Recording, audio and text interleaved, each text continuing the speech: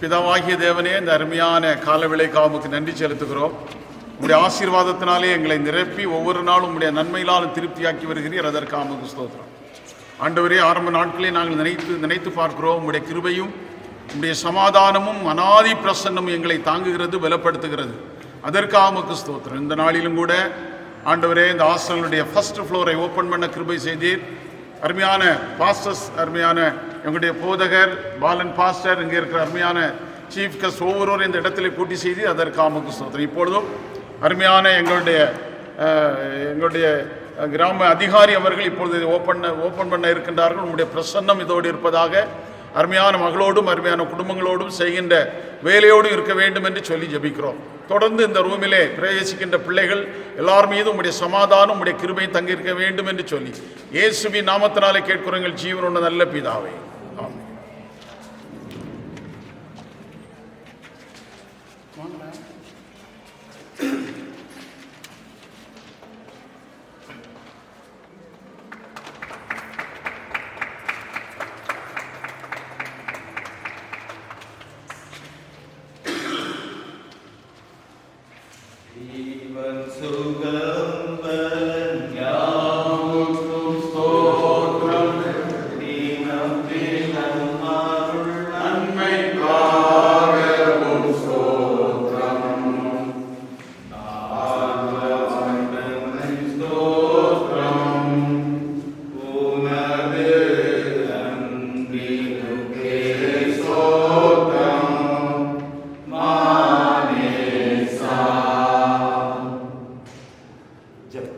அன்பின் நல்லாண்டவரே, மகிழ்ச்சியான காலங்களையும் உம்முடைய கரத்திலிருந்து ஆசீர்வாதமான கிருபைகளையும் நன்மைகளையும் பெற்றுக்கொள்ள எங்களுக்கு கிருபை செய்கின்றவரே, நன்றி சொல்லுகின்றோம்.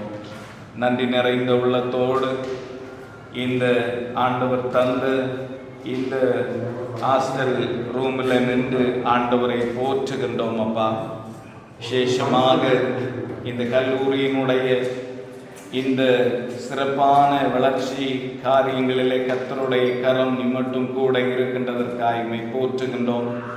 தொடர்ந்தும் இந்த கல்லூரியை கர்த்தர் ஆசீர்வதித்து இன்னும் உம்முடைய நன்மைகளை கண்டுகொள்ள சிறப்பாக இந்த இன்ஸ்டிடியூஷனில் பணிபுரிகின்ற பிள்ளைகள் மிகவும் ஆசீர்வாதமாய் பணிகளை செய்யவும், ஆண்டவரே, இந்த இன்ஸ்டிடியூஷனில் படிக்கின்ற அத்தனை பிள்ளைகளும் வாழ்விலே நிறைவான ஆசைகளை கண்டுகொள்ளவும் கர்த்தர் கிருபை செய்யும்படியாய் ஜெபிக்கின்றோம். மிக சிறப்பாக இந்த அறை உம்முடைய நாமத்தினாலே நாங்கள் ஆசீர்வதிக்கின்றோம். ஆண்டவருடைய பிரசன்னம் இந்த இடத்துல அசைவாடும்படியாய் ஜெபிக்கின்றோம்.